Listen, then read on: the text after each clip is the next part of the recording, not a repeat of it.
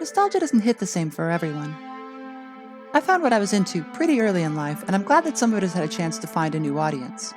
But I never had this life. Or this life. Or this one. Or even this one. Now don't get me wrong, things weren't all bad for Worm Baby.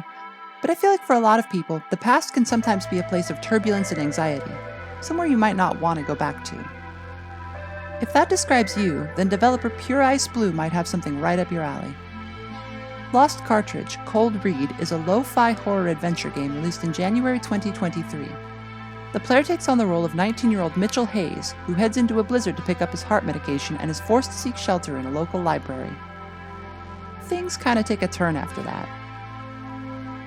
The gameplay is fairly basic. Locked in for the night, Mitch must navigate the surreal version of an ordinary space, looking for answers while being stalked by bizarre creatures. Along the way, you'll solve puzzles, meet a few strange people, and try to unravel the mystery of what's going on. You will also die a lot. But the deaths are never really frustrating. Every room autosaves, and except for the chase sequences, most of them are just spooky ways to tell you that you aren't trying the correct solution to a puzzle. Sometimes they may even contain clues as to what you should be trying instead. Collecting all the death scenes has even been made into a game of its own. There's a Graves option in the title screen that puts you in control of a mysterious other character.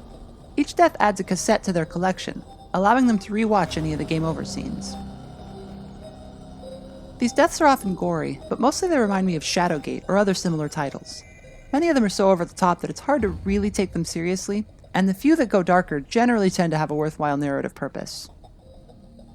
An earlier work by PureIceBlue, Lily's Well, also plays with these graphic bad ends, and in both cases, I believe the developer is trying to convey something about the powerlessness of our past selves.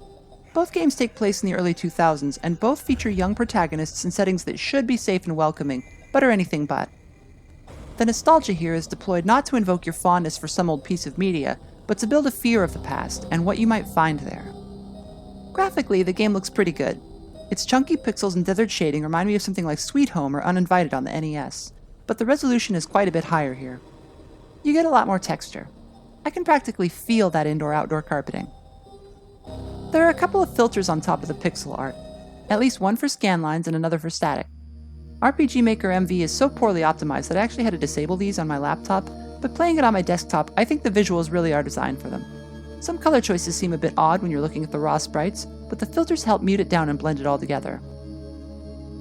If I had to say anything negative, it's that the chase scenes don't offer much of a challenge and there aren't enough hiding places.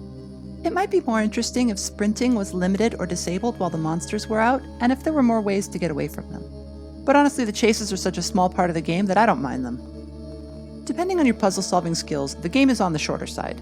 My first run took me about 5 hours without a guide.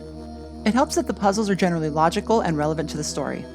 The library is large, with lots of inconsequential flavor text and things to look at, but I only had one situation where I was walking right by an important interactable and not immediately noticing it. There's more here, too. If lore dives are your thing, there's a lot to discover. In my 5-hour run, I encountered a few clues to a greater story that I was able to piece together on a second playthrough to pursue a different ending. There's definitely a third, and possibly more. People are still finding things and putting together clues. These elements may also play into the next game in what I assume will be a series. So if you want to get on the ground floor of a new indie fandom, now's your chance. Lost Cartridge Cold Read is available on Steam and itch.io. Thank you, and remember to always wash your hands.